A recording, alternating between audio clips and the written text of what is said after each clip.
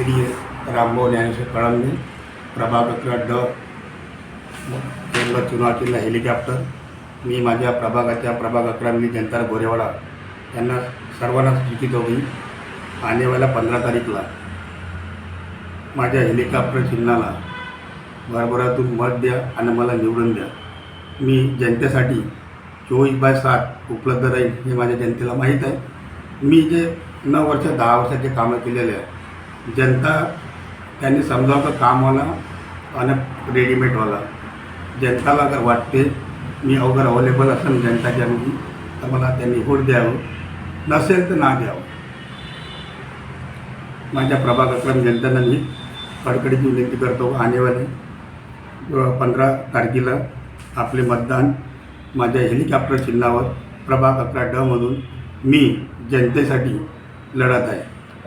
रामभाऊ, तुम्ही काँग्रेसचे ज्येष्ठ नेते आहात, तुम्ही संभाव्य उमेदवार होते, तुमची तिकीट नाकारली आहे। आता होऊ शकते आमदार साहेबाला काही वरतून काही प्रेशर असेल, त्या तिकीटचे काही अवेलेबल नसेल, काहीतरी कारणास होऊ शकते। नाही तर माझ्या तिकीट काय काटलं हा पण मला अजूनपर्यंत माहीत नाही। ओबीसी महासंघाशी तुम्ही जोडलेले आहात आणि पूर्ण ओबीसीच बांधव तुमच्या सोबत आहे। तेली समाज ओबीसी महासंघासोबत जो जोडलेला आहे, मी तेली समाजाचा नागपूर शहरचा मी काय म्हणतो बाबा कोषाध्यक्ष पण आहे।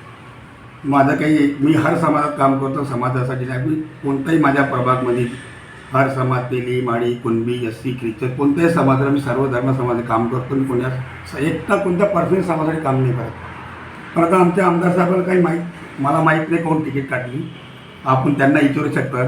माझ्या कामाचं प्रमाणपत्र देणं काही जरुरी नाही आहे मला।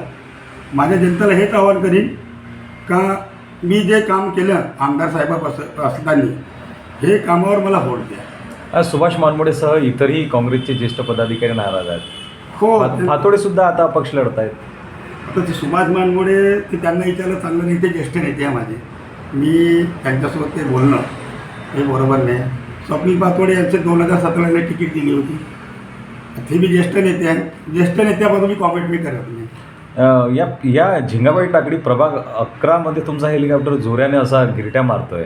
जोराने मी जनतेला जे काम केलं, जनतेला काम आवडून राहिलं म्हणून ते आता हे हेलिकॉप्टर चिन्ह आहे ते ॲटोमॅटिक उडणार आहे, मला माहिती आहे। काय मुद्दे आहेत या प्रभागामध्ये?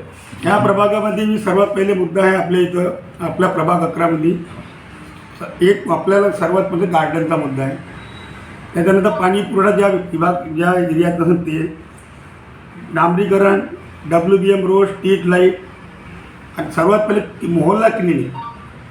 माझं मोहल्ला क्लिनिक आणि आमच्या एरियामध्ये एक असा आहे का आपलं गोरेवाडा प्रभागामध्ये आमचा गोरेवाडा घाट आणि तिथं कब्रस्तान। मी ह्या 2-3 मुद्द्यासाठी सतत लढणार आहे। माझा मुद्दा जे का मूलभूत सुविधा ज्या आमच्या प्रभागातल्या लोकांना पाहिजे त्यांचे काम कसे होईल मी त्याच्यावर पहिले प्राथमिकता देईन। मनपाच्या शाळा, अधिक क्रीडांगण आणि ई-लायब्ररी हा सुद्धा तुमचा एजेंडा आहे? माझा मुद्दा की आमच्या प्रभागामध्ये ज्या मनपाच्या शाळा होत्या त्या मनपाच्या शाळा खतम होऊन झाल्या, त्यांना पण चालू करण्यासाठी मी प्रयत्न करेन। शेवटचा प्रश्न, मतदारांना तुम्ही काय आव्हान कराल? मतदारांना एक आव्हान करणार आहे का, एक मी गरीब कार्यकर्ता आहे, मला माझ्या कामाचं प्रमाणपत्र जनता देईल, मी जनतेसाठी 5 वर्ष कामासाठी खरा उतरीन, हा माझ्या जनतेला संदेश आहे।